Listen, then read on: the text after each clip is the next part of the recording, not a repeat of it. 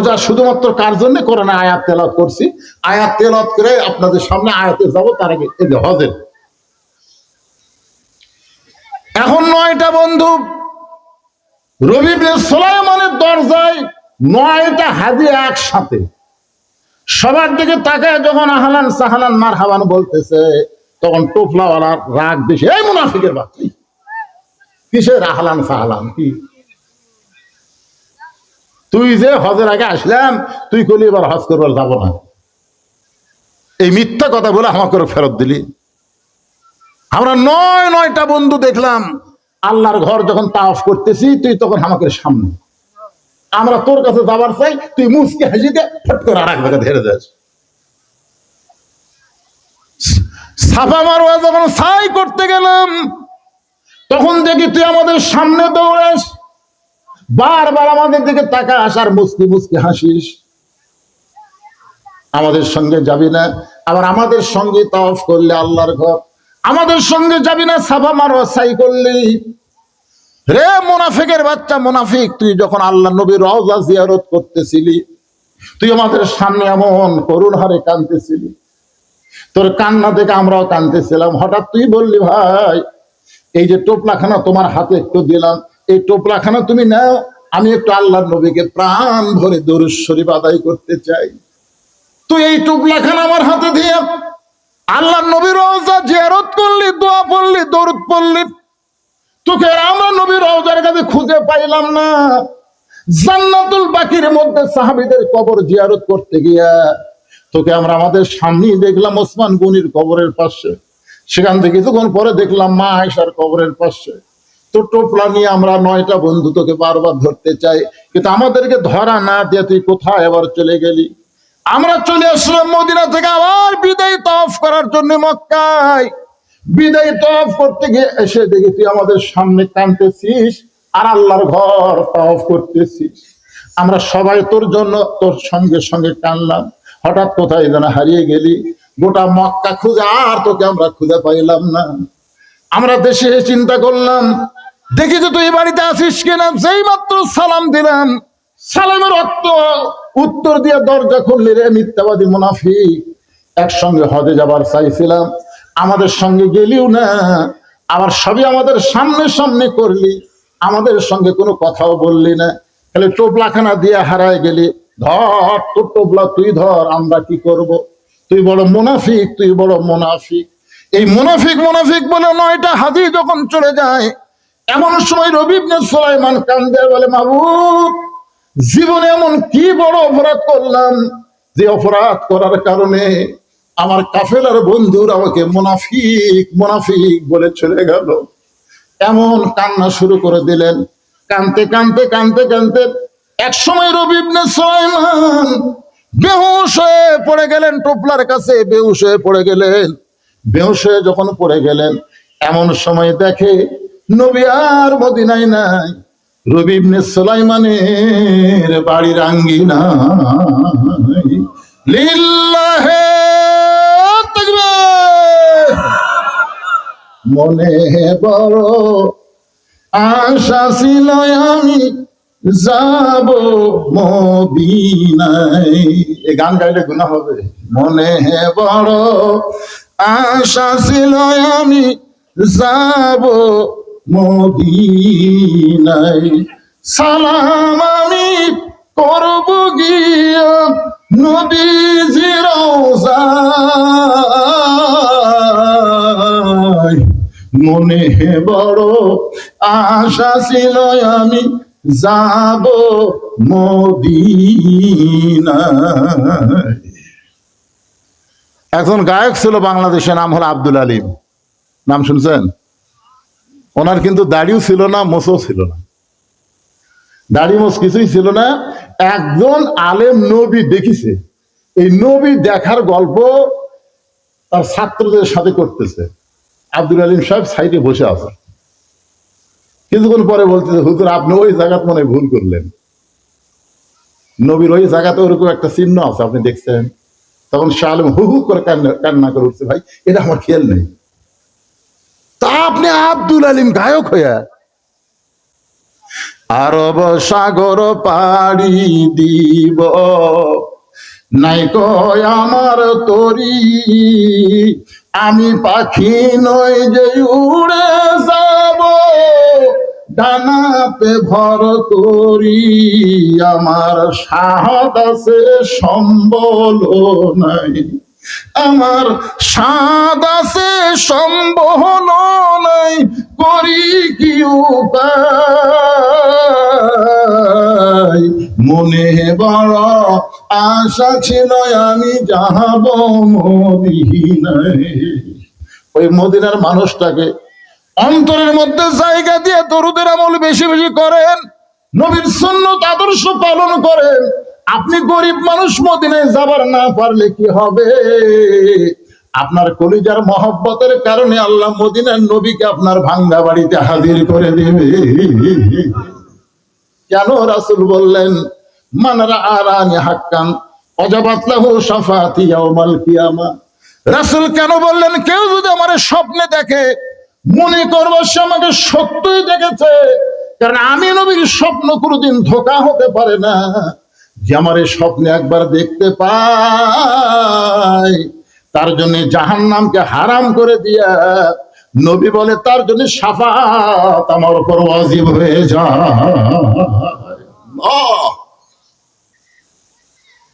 রবি ইবনে সুলাইমান দেখে আল্লাহর নবী তার বাড়ির আঙ্গিনায় স্বপ্নের মধ্যে বেহুশ অবস্থায় রবি ইবনে সুলাইমান বলতেছে, কে গো নবী, আপনি আমার বাড়ির আঙ্গিনায়?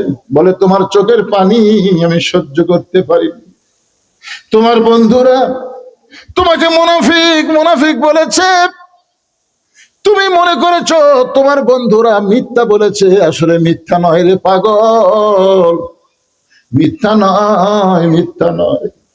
ওই যে এতিম অসহায়, ওই যে বিধবা তার এতিম দুইটা মেয়ে সন্তানকে তোমার হজের সমুদায় সম্পদ দান করার কারণে আল্লাহ তোমার প্রতি এত খুশি হয়েছে,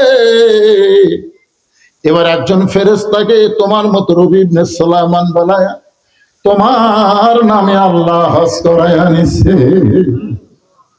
নবী বলে, রে রবি ইবনে সুলাইমান, ওই ফেরেশতা তোমার চেহারায় সাফা মারওয়া সাই করেছে, ওই ফেরেশতা তোমার চেহারায় আমি নবীর রওজা পর্যন্ত জিয়ারত করেছি, ওই ফেরেশতা তোমার চেহারায় জান্নাতুল বাকির মধ্যে সাহাবীদের কবর জিয়ারত করেছে। রে রবি ইবনে সুলাইমান, তোমার বন্ধুরা মিথ্যা বলে নাই, ওই ফেরেশতা তোমার চেহারায় হজ করার কারণে আল্লাহ তাআলা এবার সবার হজে মাবরুর দান করেছে। রবি ইবনে সুলাইমান বলতেছে, ইয়া রাসূলুল্লাহ,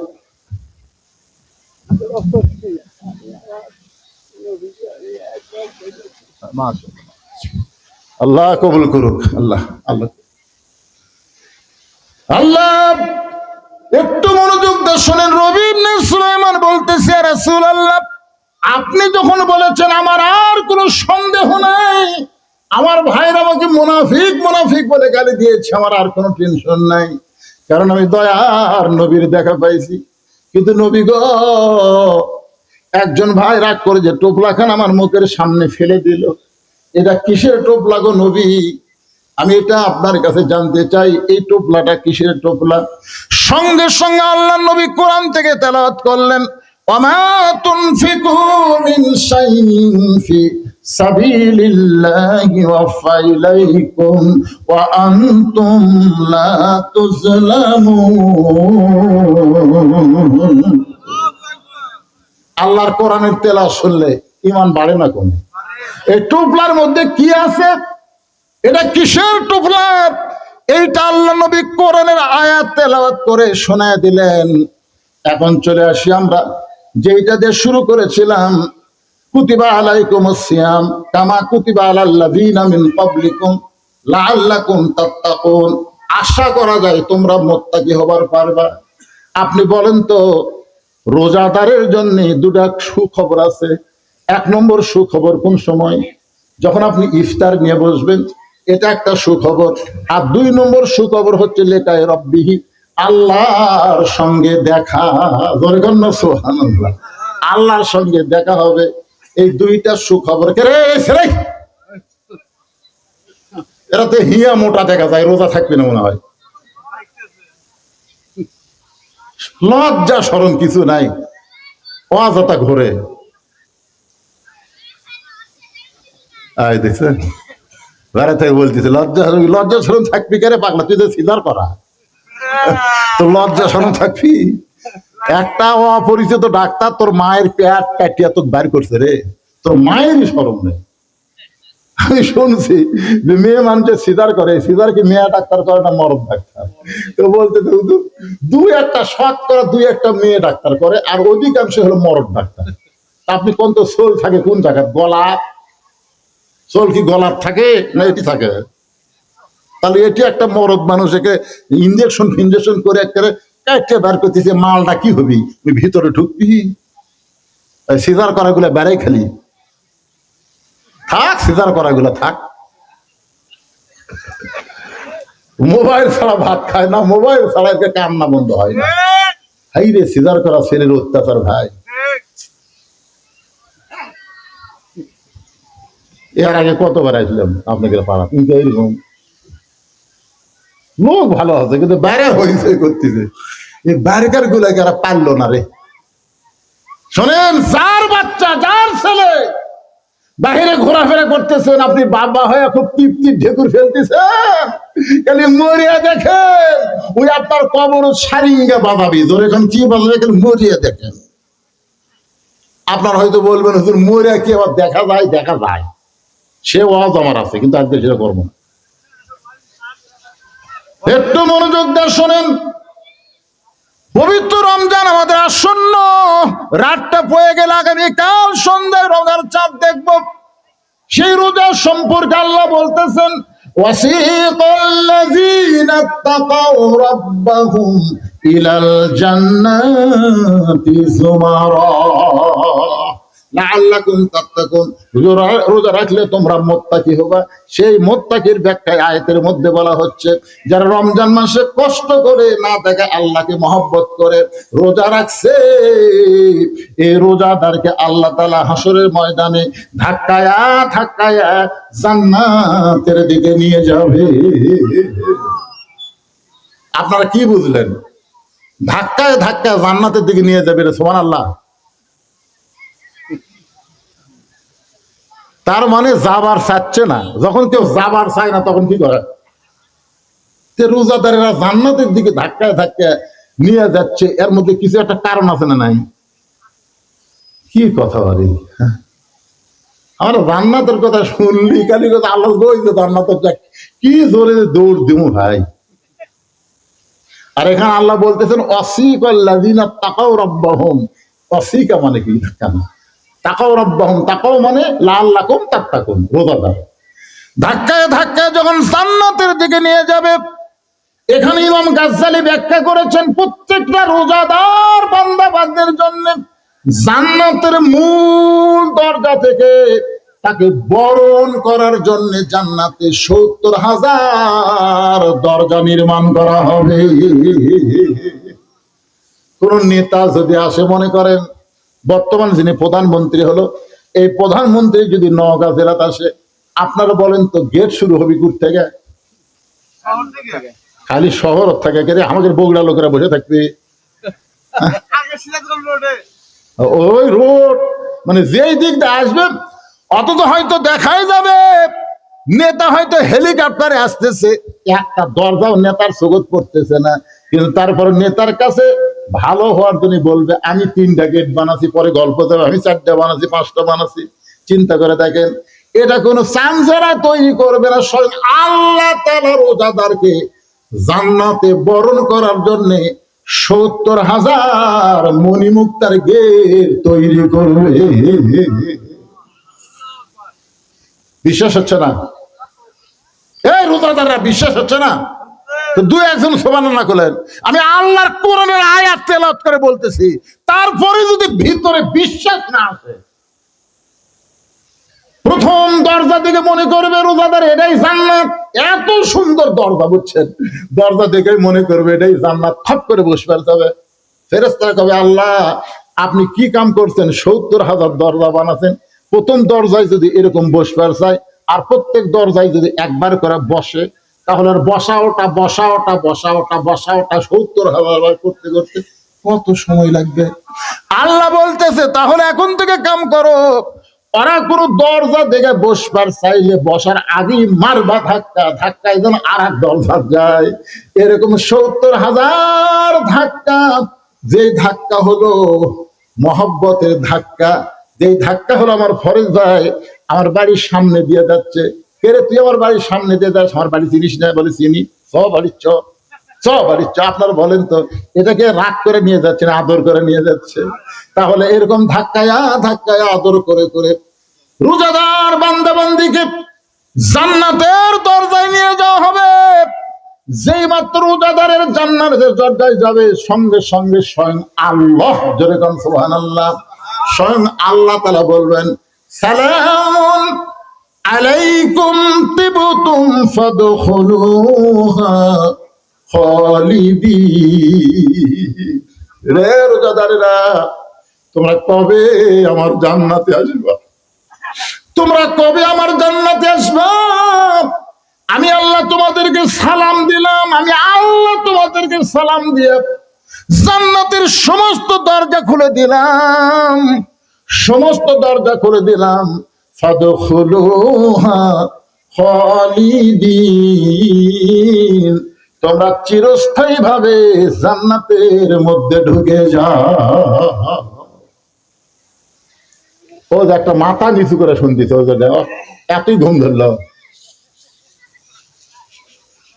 এবারে কাছে থাকলে না ঘুতে ঘুতি দিয়ে আছে, এত করার দরকার আছে না নাই? এটা খুবই গুরুত্বপূর্ণ কথা হচ্ছে না, যে আল্লাহ তাআলা সালাম দিয়ে জান্নাতের দরজা খুলে দিছে। এখন রোজাদাররা কি করবে?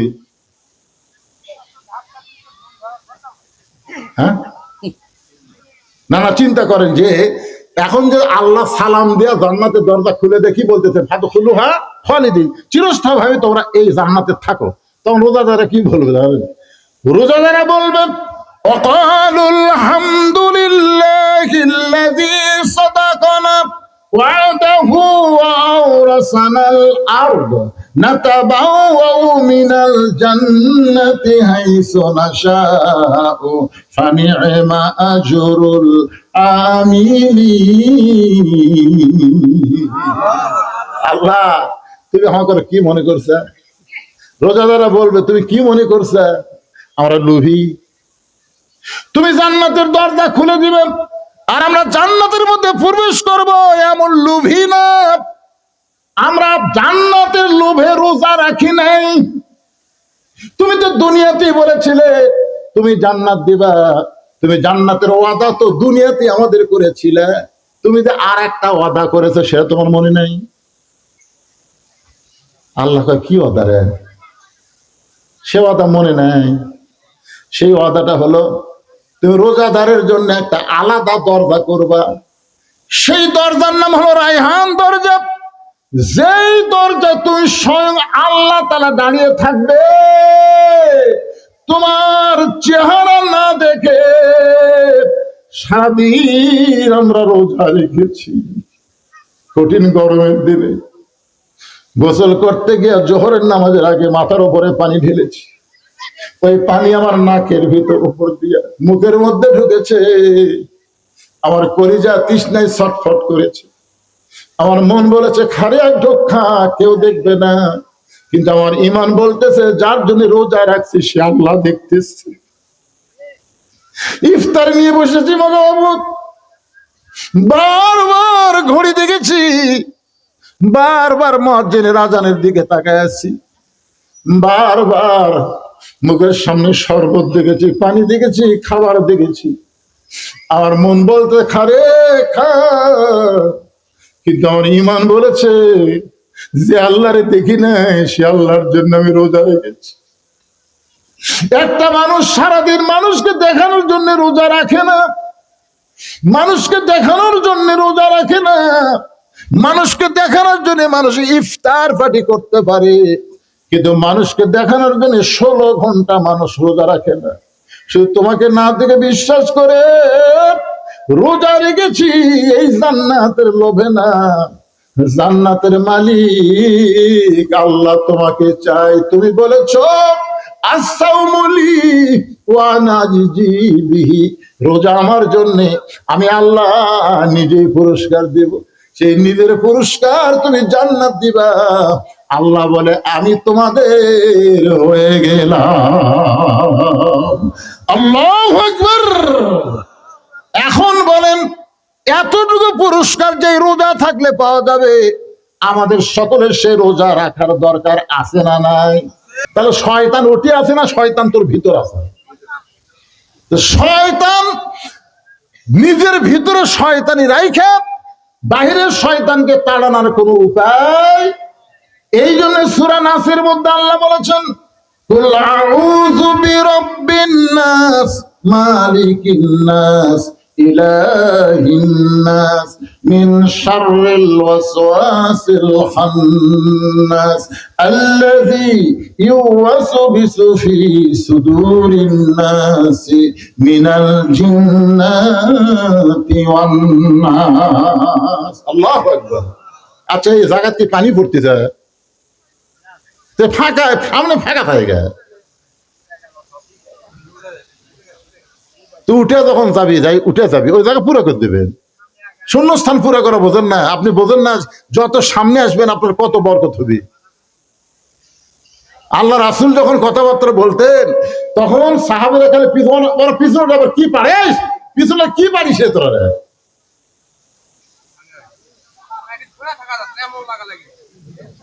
ও লাগিচ্ছে।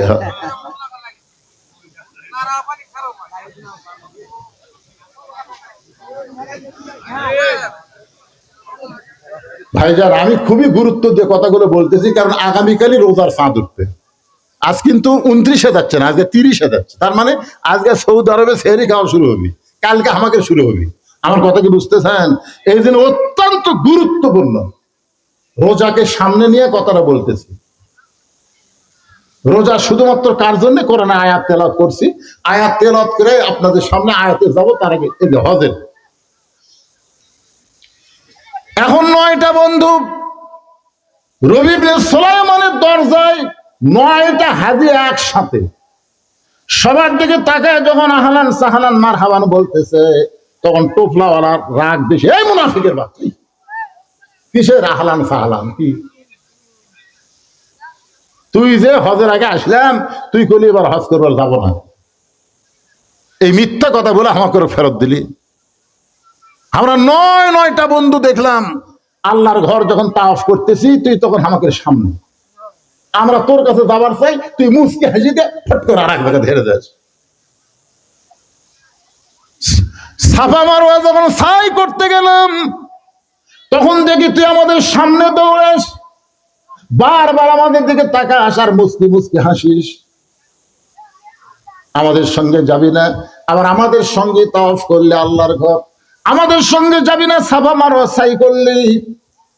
রে মুনাফিকের বাচ্চা মুনাফিক, তুই যখন আল্লাহ নবীর রওজা জিয়ারত করতেছিলি, তুই আমাদের সামনে এমন করুণ হারে কাঁদতেছিলি, তোর কান্না দেখে আমরাও কাঁদতেছিলাম। হঠাৎ তুই বললি, ভাই এই যে টোপলাখানা তোমার হাতে একটু দিলাম, এই টোপলাখানা তুমি নাও, আমি একটু আল্লাহর নবীকে প্রাণ ভরে দরুদ শরীফ আদায় করতে চাই।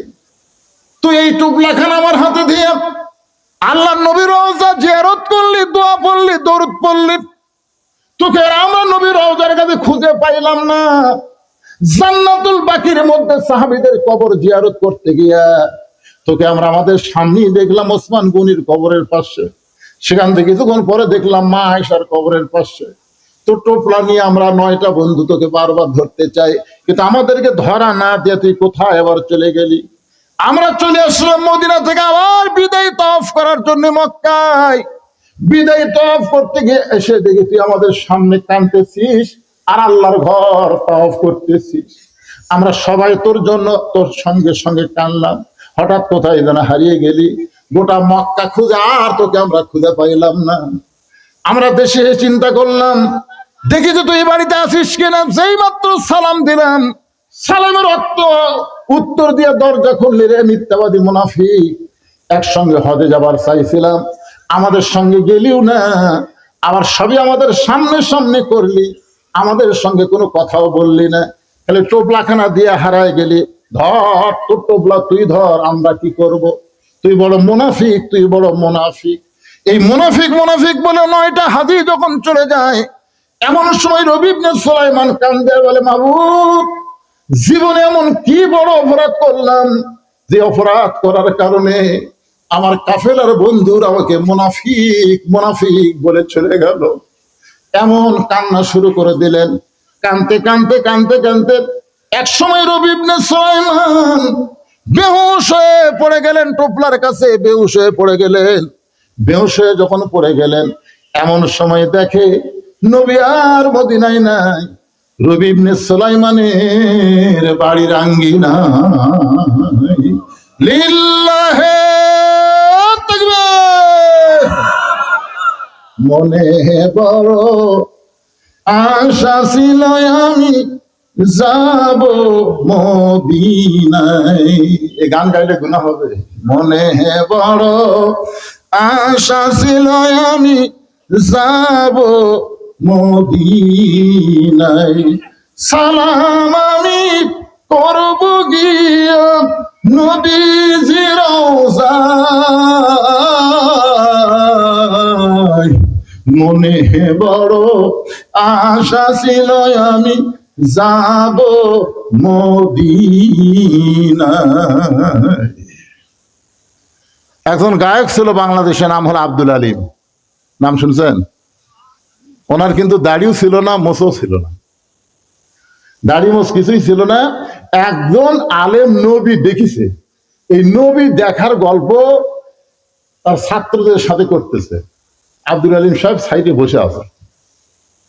কিছুক্ষণ পরে বলতেছে, হুজুর আপনি ওই জায়গাতে মনে ভুল করলেন, নবীর ওই জায়গাতে ওরকম একটা চিহ্ন আছে, আপনি দেখছেন? তখন শাহ আলম হু হু করে কান্না করে উঠছে, ভাই এটা আমার খেয়াল নেই। তা আপনি আব্দুল আলিম গায়ক হইয়া আরব সাগর পাড়ি দিব, নাই কয় আমার তরি, আমি পাখি নই যে উড়ে যাব, ডানাতে ভর করি, আমার সাহস আছে সম্বল নাই, আমার সাদ আছে সম্বল নাই, করি কি উপায়। মনে বড় আশা ছিল আমি যাব মদিনায়। ওই মদিনার মানুষটাকে অন্তরের মধ্যে জায়গা দিয়ে দরুদের আমল বেশি বেশি করেন, নবীর সুন্নাত আদর্শ পালন করেন। আপনি গরিব মানুষ, মদিনায় যাবার না পারলে কি হবে? আপনার কলিজার মহব্বতের কারণে আল্লাহ মদিনার নবীকে আপনার ভাঙ্গা বাড়িতে হাজির করে দেবে। কেন রাসূল বললেন, মান রাআনি হাক্কান ওয়াজাবাত লাহু শাফাআতি ইয়াউমাল কিয়ামা। রাসূল কেন বললেন, কেউ যদি আমার স্বপ্নে দেখে মনে করবো সে আমাকে সত্যই দেখেছে, কারণ আমি নবীর স্বপ্ন কোনোদিন ধোঁকা হতে পারে না।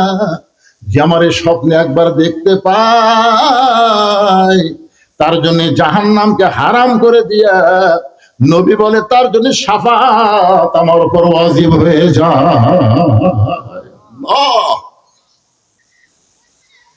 রবি ইবনে সুলাইমান দেখে আল্লাহর নবী তার বাড়ির আঙ্গিনায়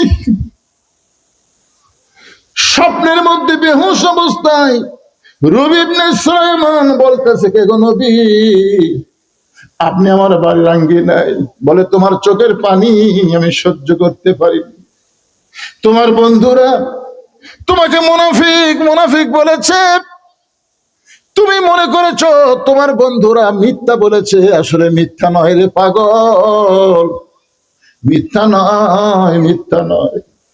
ওই যে এতিম অসহায়, ওই যে বিধবা, তার এতিম 2টা মেয়ে সন্তানকে তোমার হজের সমুদায় সম্পদ দান করার কারণে আল্লাহ তোমার প্রতি এত খুশি হয়েছে,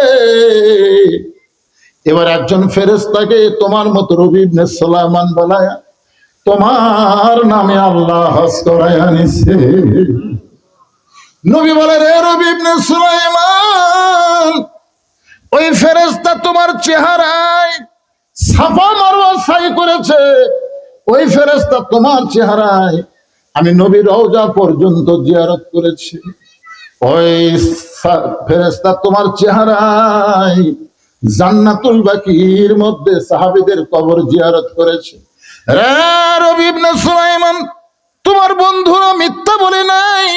ওই ফেরেশতা তোমার চেহারায় হজ করার কারণে আল্লাহ তাআলা এবার সবার হজে মাবরুর দান করেছে।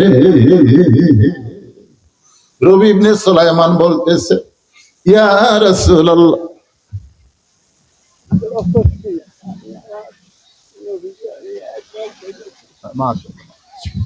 আল্লাহ কবুল করুক। আল্লাহ আল্লাহ আল্লাহ একটু মনোযোগ দিয়ে শোনেন। রবি ইবনে সুলাইমান বলতেছে, ইয়া রাসূলুল্লাহ, আপনি যখন বলেছেন আমার আর কোনো সন্দেহ নাই, আমার ভাইরা আমাকে মুনাফিক মুনাফিক বলে গালি দিয়েছে, আমার আর কোনো টেনশন নাই, কারণ আমি দয়ার নবীর দেখা পাইছি। কিন্তু নবী গো, একজন ভাই রাগ করে যে টোপলা খান আমার মুখের সামনে ফেলে দিল, এটা কিসের টোপলা গো নবী? আমি এটা আপনার কাছে জানতে চাই, এই টোপলাটা কিসের টোপলা? সঙ্গে সঙ্গে আল্লাহ নবী কোরআন থেকে তেলাওয়াত করলেন, ওয়ামা তুনফিকু মিন শাইইন ফি সাবিলিল্লাহি ওয়াফা ইলাইকুম ওয়া আনতুম লা তুজলামুন। আল্লাহর কোরআনের তেলাওয়াত শুনলে ঈমান বাড়ে না কোন? এই টোপলার মধ্যে কি আছে? এটা কিসের টোপলা? এইটা আল্লাহ নবী কোরআনের আয়াত তেলাওয়াত করে শোনায় দিলেন। এখন চলে আসি আমরা যেটা দিয়ে শুরু করেছিলাম, কুতিবা আলাইকুমুস সিয়াম কামা কুতিবা আলাল লাযিনা মিন ক্বাবলিকুম লাআল্লাকুম তাত্তাকুন। আশা করা যায় তোমরা মুত্তাকি হবার পারবা। আপনি বলেন তো, রোজাদারের জন্য দুটা সুখবর আছে। এক নম্বর সুখবর কোন সময়? যখন আপনি ইফতার নিয়ে বসবেন, এটা একটা সুখবর। আর দুই নম্বর সুখবর হচ্ছে লেকায়ে রব্বিহি, আল্লাহর সঙ্গে দেখা। সুবহানাল্লাহ, আল্লাহর সঙ্গে দেখা হবে। এই দুইটা সুখবর কে রে ছেড়ে, এরাতে হিয়া মোটা দেখা যায়, রোজা থাকবে না মনে হয়। লজ্জা শরম কিছু নাই, অযথা ঘোরে। আয় দেখছেন, ঘরে থেকে বলতেছে লজ্জা লজ্জা শরম থাকবি কে পাগলা, তুই তো সিজার করা, তো লজ্জা শরম থাকবি? একটা অপরিচিত ডাক্তার তোর মায়ের পেট কাটিয়া তোর বাইর করছে রে, তোর মায়েরই শরম নেই। আমি শুনছি যে মেয়ে মানুষের সিজার করে, সিজার কি মেয়ে ডাক্তার করে না মরদ ডাক্তার? তো বলতে দুই একটা শখ করা, দুই একটা মেয়ে ডাক্তার করে, আর অধিকাংশ হলো মরদ ডাক্তার। আপনি কোন তো সোল থাকে কোন জায়গায়? গলা সোল কি গলার থাকে না এটি থাকে? তাহলে এটি একটা মরদ মানুষ, একে ইঞ্জেকশন ফিনজেকশন করে একেবারে কাটতে বার করতেছে, মালটা কি হবি? ভিতরে ঢুকবি? সিজার করা গুলা বেড়াই খালি থাক, সিজার করা গুলা থাক। মোবাইল ছাড়া ভাত খায় না, মোবাইল ছাড়া একে কান্না বন্ধ হয় না। হাই রে, সিজার করা ছেলের অত্যাচার ভাই। এর আগে কতবার আসলাম আপনাকে পাড়া, কিন্তু এইরকম লোক ভালো আছে, কিন্তু বাইরে হয়েছে করতেছে। এই বাইরেকার গুলাকে আর পারলো না রে। শোনেন, যার বাচ্চা, যার ছেলে বাহিরে ঘোরাফেরা করতেছেন, আপনি বাবা হয়ে খুব তৃপ্তি ঢেকুর ফেলতেছেন, খালি মরিয়া দেখেন, ওই আপনার কবর সারিঙ্গা বাজাবি। ধর এখন কি বাজাবে, খালি মরিয়া দেখেন। আপনার হয়তো বলবেন হুজুর মরিয়া কি আবার দেখা যায়? দেখা যায়, সে ওয়াজ আমার আছে, কিন্তু আজকে সেটা করবো না। একটু মনোযোগ দিয়ে শোনেন। পবিত্র রমজান আমাদের আসন্ন, রাতটা পড়ে গেলে আগামীকাল সন্ধ্যায় রোজার চাঁদ দেখব। সেই রোজা সম্পর্কে আল্লাহ বলতেছেন, ওয়াসিকাল্লাযীনা তাকাউ রাব্বাহুম ইলাল জান্নাতি যুমারা লাআল্লাকুম তাত্তাকুন, রোজা রাখলে তোমরা মুত্তাকি হবা। সেই মুত্তাকির ব্যাখ্যায় আয়াতের মধ্যে বলা হচ্ছে, যারা রমজান মাসে কষ্ট করে না দেখে আল্লাহকে মহব্বত করে রোজা রাখছে, এই রোজাদারকে আল্লাহ তাআলা হাসরের ময়দানে ধাক্কায়া ধাক্কায়া জান্নাতের দিকে নিয়ে যাবে। আপনারা কি বুঝলেন? ধাক্কায় ধাক্কায় জান্নাতের দিকে নিয়ে যাবে, সুবহানাল্লাহ। তার মানে যাবার চাচ্ছে না। যখন কেউ যাবার চায় না তখন কি করে? রোজাদারেরা জান্নাতের দিকে ধাক্কায় ধাক্কায় নিয়ে যাচ্ছে, এর মধ্যে কিছু একটা কারণ আছে না নাই? কি কথা বলি, আমার জান্নাতের কথা শুনলি খালি কথা আল্লাহ বলছে জান্নাতের, কি জোরে দৌড় দিব ভাই। আর এখানে আল্লাহ বলতেছেন ওয়াসিকাল্লাযিনা তাকাউ রাব্বাহুম। ওয়াসিকা মানে কি? তাকাউ রাব্বাহুম, তাকাউ মানে লাআল্লাকুম তাত্তাকুন, রোজাদার ধাক্কায় ধাক্কায় যখন জান্নাতের দিকে নিয়ে যাবে। এখানে ইমাম গাজ্জালী ব্যাখ্যা করেছেন, প্রত্যেকটা রোজাদার বান্দা বান্দার জন্য জান্নাতের মূল দরজা থেকে তাকে বরণ করার জন্য জান্নাতে ৭০,০০০ দরজা নির্মাণ করা হবে। কোন নেতা যদি আসে, মনে করেন বর্তমান যিনি প্রধানমন্ত্রী হলো, এই প্রধানমন্ত্রী যদি নওগাঁ জেলাতে আসে, আপনারা বলেন তো গেট শুরু হবে কোথ থেকে? খালি শহর থেকে। আমাদের বগুড়া লোকেরা বসে থাকবে ওই রোড, মানে যেই দিক দিয়ে আসবে, অথচ হয়তো দেখাই যাবে নেতা হয়তো হেলিকপ্টারে আসতেছে, একটা দরজাও নেতার চোখত পড়তেছে না, কিন্তু তারপর নেতার কাছে ভালো হওয়ার জন্য বলবে আমি 3টা গেট বানাচ্ছি, পরে গল্প দেবে আমি 4টা বানাচ্ছি, 5টা বানাচ্ছি। চিন্তা করে দেখেন, এটা কোনো চামচারা তৈরি করবে না, স্বয়ং আল্লাহ তাআলা রোজাদারকে জান্নাতে বরণ করার জন্য ৭০,০০০ মণিমুক্তার গেট তৈরি করবে। বিশ্বাস হচ্ছে না? এই রোজাদাররা বিশ্বাস হচ্ছে না? তো দুই একজন সুবহানাল্লাহ করলেন। আমি আল্লাহর কোরআনের আয়াত তেলাওয়াত করে বলতেছি, তারপরে যদি ভিতরে বিশ্বাস না আসে, প্রথম দরজা থেকে মনে করবে রোজাদার এটাই জান্নাত, এত সুন্দর দরজা, বুঝছেন? দরজা দেখে মনে করবে এটাই জান্নাত, খপ করে বসবে যাবে। ফেরেশতারা কবে, আল্লাহ আপনি কি কাম করছেন? ৭০,০০০ দরজা বানাচ্ছেন, প্রথম দরজায় যদি এরকম বসবার চায়, আর প্রত্যেক দরজায় যদি একবার করে বসে, তাহলে বসা ওটা ৭০,০০০ করতে করতে কত সময় লাগবে? আল্লাহ বলতেছে তাহলে এখন থেকে কাম করো, ওরা কোনো দরজা দেখে বসবার চাইলে বসার আগেই মারবা ধাক্কা, ধাক্কায় যেন আর এক দরজা যায়, এরকম ৭০,০০০ ধাক্কা। যে ধাক্কা হলো মহব্বতের ধাক্কা, যে ধাক্কা হলো আমার ফরজ ভাই আমার বাড়ির সামনে দিয়ে যাচ্ছে, কেরে তুই আমার বাড়ির সামনে দিয়ে যাস, আমার বাড়ি চিনিস না? বলে চিনি। বাড়ির বাড়ির আপনারা বলেন তো, এটাকে রাগ করে নিয়ে যাচ্ছে না আদর করে নিয়ে যাচ্ছে? তাহলে এরকম ধাক্কায়া ধাক্কায়া আদর করে করে রোজাদার বান্দা বান্দিকে জান্নাতের দরজায় নিয়ে যাওয়া হবে। যেই মাত্র রোজাদারের জান্নাতের দরজায় যাবে, সঙ্গে সঙ্গে স্বয়ং আল্লাহ, জোরে কোন সুবহানাল্লাহ, স্বয়ং আল্লাহ তাআলা বলবেন সালামুন আলাইকুম তিবতুম ফাদখুলুহা খালিদিন। রে রোজাদারেরা, তোমরা কবে আমার জান্নাতে আসবা? তোমরা কবে আমার জান্নাতে আসবা? আমি আল্লাহ তোমাদেরকে সালাম দিলাম, আমি আল্লাহ তোমাদেরকে সালাম দিয়ে জান্নাতের সমস্ত দরজা খুলে দিলাম, সমস্ত দরজা খুলে দিলাম। ফাদখুলুহা খালিদিন, তোমরা চিরস্থায়ী ভাবে জান্নাতের মধ্যে ঢুকে যাও। ও যে একটা মাথা নিচু করে শুনতেছে, এতই ঘুম ধরলো। এবারে কাছে থাকলে ঘুতে ঘুতি দিয়ে চেতন করার দরকার আছে না নাই? এটা খুবই গুরুত্বপূর্ণ কথা হচ্ছে না, যে আল্লাহ তাআলা সালাম দিয়ে জান্নাতের দরজা খুলে দিছে। এখন রোজাদাররা কি করবে? হ্যাঁ, না চিন্তা করেন যে এখন যে আল্লাহ সালাম দিয়া জান্নাতের দরজা খুলে দেখি বলতেছে ফাদখুলুহা খালিদিন, চিরস্থায়ী ভাবে তোমরা এই জান্নাতে থাকো। তখন রোজাদারা কি বলবে? রোজাদারা বলবে وقالوا الحمد لله الذي صدقنا وعده وأورثنا الأرض نتبوأ من الجنة حيث نشاء فنعم أجر العاملين।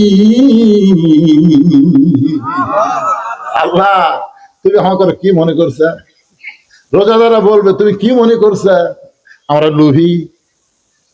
তুমি জান্নাতের দরজা খুলে দিবে আর আমরা জান্নাতের মধ্যে প্রবেশ করব, এমন লোভী না। আমরা জান্নাতের লোভে রোজা রাখি নাই। তুমি তো দুনিয়াতেই বলেছিলে তুমি জান্নাত দিবা, তুমি জান্নাতের ওয়াদা তো দুনিয়াতে আমাদের করেছিলে। তুমি যে আর একটা ওয়াদা করেছো সেটা তোমার মনে নাই? আল্লাহ কি ওয়াদা রে? সে ওয়াদা মনে নাই। সেই ওয়াদাটা হলো তুমি রোজাদারের জন্য একটা আলাদা দরজা করবা। সেই দরজার নাম হলো রায়হান দরজা। যেই দরজা তুমি স্বয়ং আল্লাহ তাআলা দাঁড়িয়ে থাকবে, তোমার চেহারা না দেখে। সারাদিন আমরা রোজা রেখেছি, কঠিন গরমের দিনে গোসল করতে গিয়ে জোহরের নামাজের আগে মাথার উপরে পানি ঢেলেছি। ওই পানি আমার নাকের ভিতর উপর দিয়ে মুখের মধ্যে ঢুকেছে। আমার কলিজা তৃষ্ণায় ছটফট করেছে। আমার মন বলেছে খারে এক ঢোক খা, কেউ দেখবে না। কিন্তু আমার ঈমান বলতেছে যার জন্য রোজা রাখছি সে আল্লাহ দেখতেছে।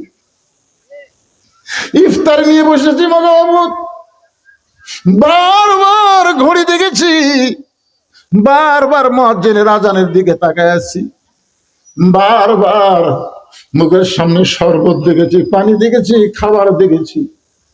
আমার মন বলতে খারে খা, কিন্তু আমার ঈমান বলেছে যে আল্লাহরে দেখি নাই সে আল্লাহর জন্য আমি রোজা রেখেছি। একটা মানুষ সারাদিন মানুষকে দেখানোর জন্য রোজা রাখে না, মানুষকে দেখানোর জন্য রোজা রাখে না। মানুষকে দেখানোর জন্য মানুষ ইফতার পার্টি করতে পারে, কিন্তু মানুষকে দেখানোর জন্য 16 ঘন্টা মানুষ রোজা রাখে না।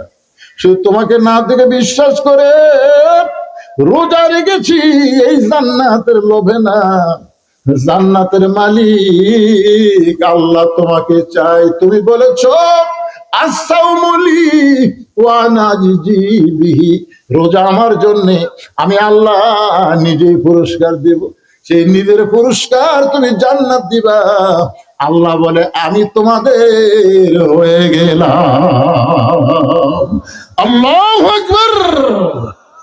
এখন বলেন এতটুকু পুরস্কার যে রোজা থাকলে পাওয়া যাবে, আমাদের সকলের সেই রোজা রাখার দরকার আছে না নাই? পারতপক্ষে কারা কারা রোজা রাখবেন আল্লাহকে একটু আমরা হাত তুলে দেখাবার চাই। আল্লাহ ভাইজান দেখি, লিল্লাহু আকবার। আল্লাহ কবুল করুক, জোরে কান আমিন। এই কয়াপাড়া পূর্ব কয়াপাড়ার মাহফিল এইবারই সার্থক হলো। একেবারে রোজার আগের দিন জাগা মতো কাম হয়ে গেল, নামাজও হবি, রোজাও হবি, মাশাআল্লাহ। এখন টোপলার মধ্যে কি আছে এটা আমাদের শোনা লাগবে। মনে আছে না? ভুলে গেছেন? রবীন্দ্র সুলাইমান বলতেছি ইয়া রাসূলুল্লাহ, টোপলা দিয়া যে চলে গেল, টোপলার মধ্যে আসলে আছে কি? আল্লাহ রাসূল পবিত্র কোরআন থেকে একটা আয়াত তেলাওয়াত করছেন, এই আয়াতের মধ্যে টোপলার খবর পাওয়া যাবে ইনশাআল্লাহ। আমি টোপলার খবর দেওয়ার আগে আপনাদের একটু টোপলার খবর দেওয়া লাগবে, কারণ প্রত্যেক বছর এরা এখানে একটু মাহফিল করবে, বুঝলেন না? তো একা একা না করে সকলের সহযোগিতা মিলে সবাই একটু আল্লাহর হস্তে 1000, 2000, 5000 যিনি যা পারবে নগদ বাকি প্রতি বছর মাহফিলের জন্য সর্বপ্রথম 10,000 টাকা কে দান করবেন। নগদ যদি দিবার নাও পারেন বাকি এখানে কাগজে লিখে দেন। নগদ 1000, 2000, 5000 যাই যা পারেন। এক মন চাকরি করার জন্য বলতেছি না, মন খারাপের জন্য বলতেছি না। আপনারা বলেন তো, একটা মানুষকে সারা জীবন সরকারি চাকরি করা লাগে? একটা সরকারি চাকরি বয়স নাই, যে বয়সে চাকরি হলে এই বয়সে শেষ করা হয়। আর যখন চাকরি শেষ হয় তখন সরকার তাকে বসে বসে বেতন দেয় না। তো যৌবন বয়সে আপনি যদি নামাজ ধরেন আর যদি সরকারি বয়স পর্যন্ত আপনি সরকারি চাকরির মতন 5 ওয়াক্ত নামাজ জামাতে আদায় করেন, তাহলে সরকার যদি বুড়া বয়সে পেনশন দিবার পরে আল্লাহ যেখানে আপনি নামাজ পড়েন পেনশনের সব দিতে পারবি না। আর আল্লাহ তো নবী বলেই দিয়েছেন যে হিসাব নেওয়া হবে তোমার কোন সময়ের। তোমার শৈশবকালের হিসাবের দরকার নাই, বুড়াকালের হিসাবেরও দরকার নাই, খালি যৌবনকালের হিসাব দিয়ে জান্নাতে চলে যাও। নামাজ এমন একটা ইবাদত বুঝছেন, এটা যৌবন কাল ছাড়া অন্য কালে ঠিক মতো হয় না। রুকু, সেজদা, তাসবিহ, তাহলিল এগুলো সব ঠিকঠাক না থাকলে, দাঁত নাই, আল্লাহ আকবার কথা আব্বা আকবার কয়, ঠিক কিনা বলেন? এখন রুকু ঠিক মতো করে ও বাবা রে কয়। এই জন্য যৌবন কালে নামাজ ধরবেন। বুড়া বয়সে যদি আপনি যেটি পড়েন, আল্লাহ রাসূল এমনও সুযোগ দিছে যে তুমি খাড়া হয়ে না পারলে বসে পড়ো, বসে না পারলে শুয়ে থাকে পড়ো, শুয়ে থাকে না পারলে ইশারার দ্বারা পড়ো, তাও পড়ো।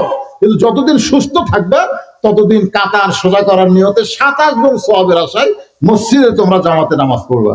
মসজিদে নামাজ পড়লে আমরা এমনি এমনি দেয় না, 27 গুণ সওয়াব বেশি দেয় আল্লাহ। কি জন্যে?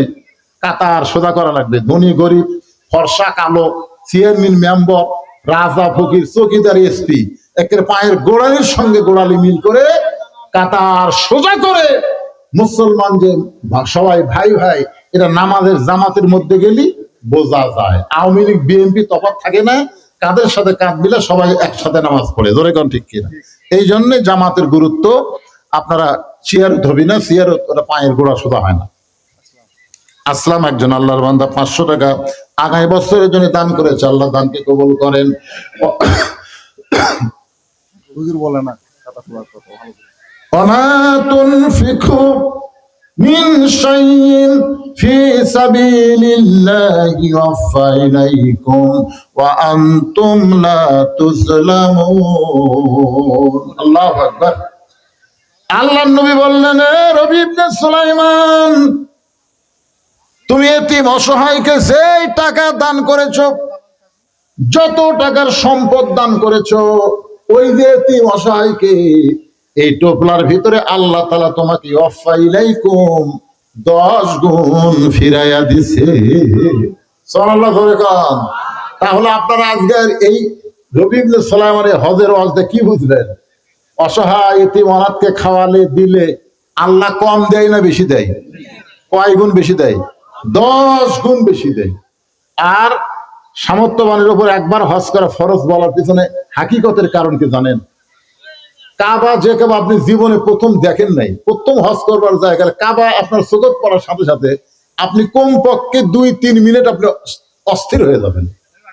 মানে কাবা দেখা মাত্রই, যে কাবাকে সামনে নিয়ে এতদিন নামাজ পড়ছি, সেই কাবা চোখ দিয়ে অনর্গল পানি আসবে।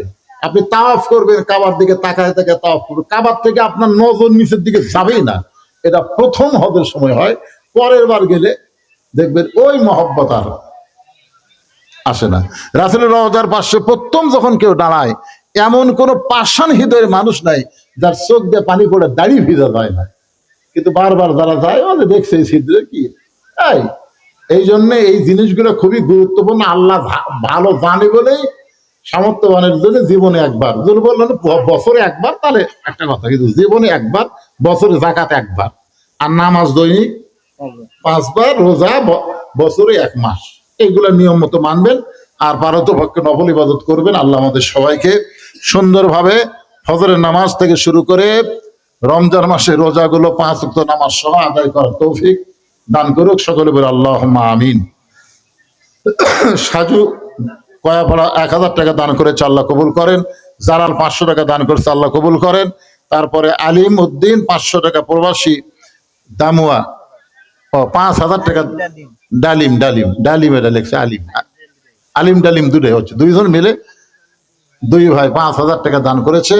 আল্লাহ তাদের দানকে কবুল করুক। সকলে বলে আল্লাহুম্মা আমিন।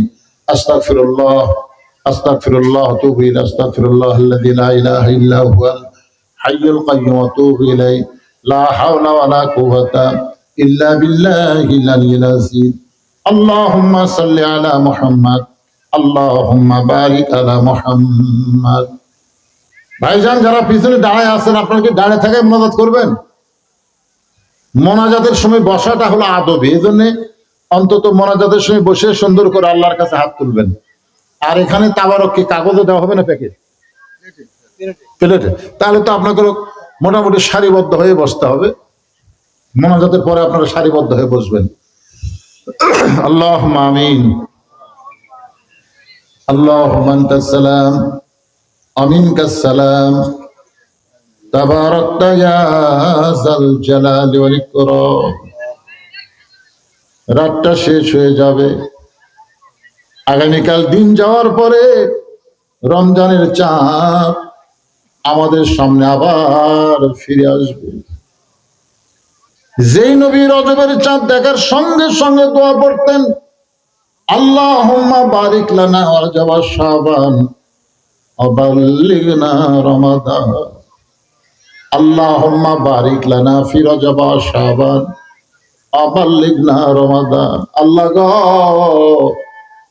আমাদের ভাগ্য মনে হয় খুবই ভালো, আমরা রমজান মাস আমাদের হায়াতে জীবনে আর একবার পেয়ে যাচ্ছি। আল্লাহ আল্লাহ, তোমার পূর্ব কয়াফানার বান্দা বান্দিরা বড় কষ্ট করে মেহনত করে টাকা পয়সা খরচ করে আজকের এই জান্নাতের বাগান লাগাইছে। আল্লাহ, তোমার হাজার হাজার বান্দা বান্দিরা আজকের মাহফিলে উপস্থিত হয়ে আখেরি মোনাজাতে আমি গুনাহগারের সঙ্গে রহমতের দরজায় ফকির হয়ে দোকানে হাত তুলেছে। মেহেরবানি করে আজকের মাহফিল আমাদের সকলের হেদায়েতের জন্য, নাজাতের জন্য, জান্নাতের জন্য কবুল করে নাও। এই মাহফিলের শুরু থেকে শেষ পর্যন্ত যত আলোচনা হয়েছে আল্লাহ, এর মধ্যে যদি ত্রুটি হয়, ভুল হয়, মাফ করে দাও। এর যে হাদিয়া মঞ্জুর করো সোনার মদিনায় নবী পাকের রওজা মুবারকে আল্লাহ কবুল করে নাও।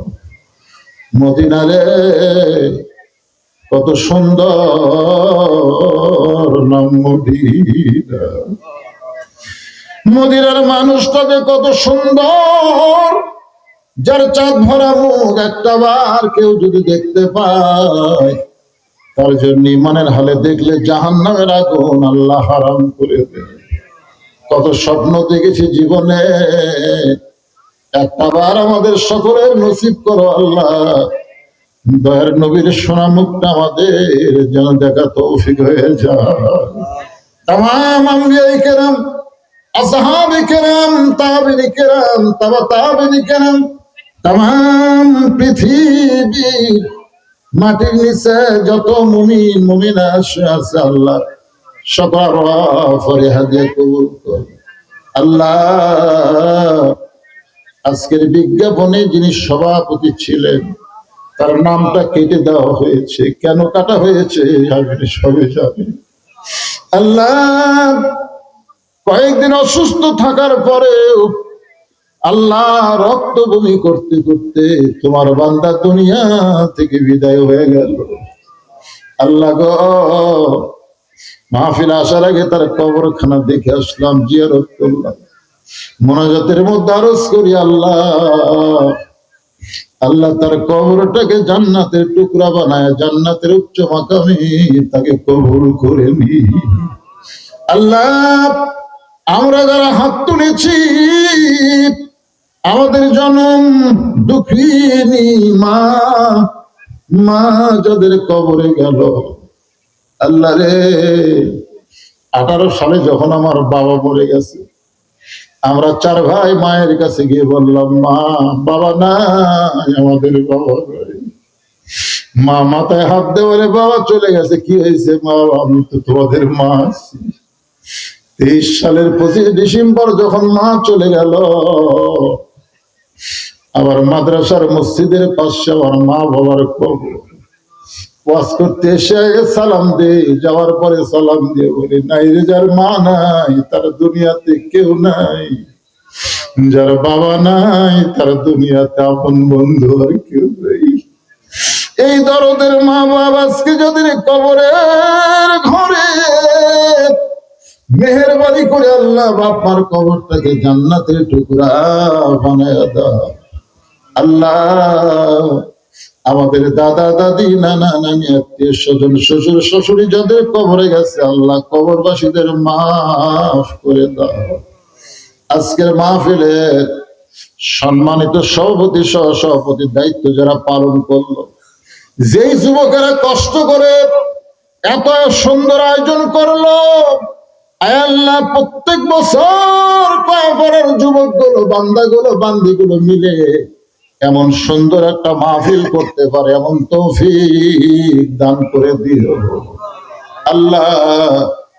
এই মসজিদ কমিটির সভাপতি, সেক্রেটারি, কেশিয়ার সদস্য, মসজিদের খতিব আমার ফয়েজ ভাই, ফরেজ আলী ভাই, আল্লাহ ইমাম সব, মুয়াজ্জিন সাহেব সহ মুসল্লিদেরকে আল্লাহ তুমি কবুল করো।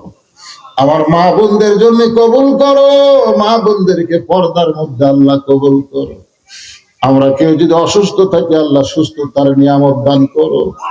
রমজানের রোজাগুলো সুন্দরভাবে আমাদেরকে আদায় করার তৌফিক দিয়ে দিও। আসমানের বেলা আসমানে নাও, জমিনের বেলা জমিনে ডাবায় দাও। এই গ্রামের উপরে, মহল্লার উপরে, অত্র এলাকার উপরে রহমত বরকতের দরজা তুমি খুলে দিও। এখন একটা মিনিট যুবকেরা, কে কখন মারা যাবো আমরা কেউ জানি না বাবা।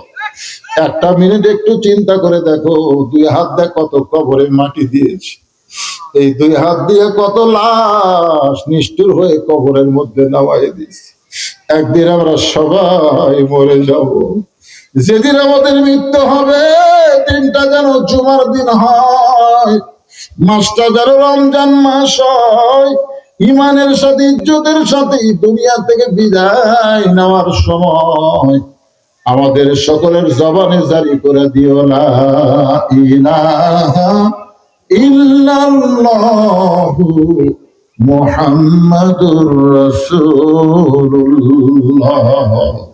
সাল্লাল্লাহু আলাইহি ওয়াসাল্লাম। আসসালামু আলাইকুম ওয়া রাহমাতুল্লাহি ওয়া বারাকাতুহু। সবাই একটু সুন্দর হয়ে লাইন হয়ে বসেন, আমাকে এখনই দিবেন ইনশাআল্লাহ।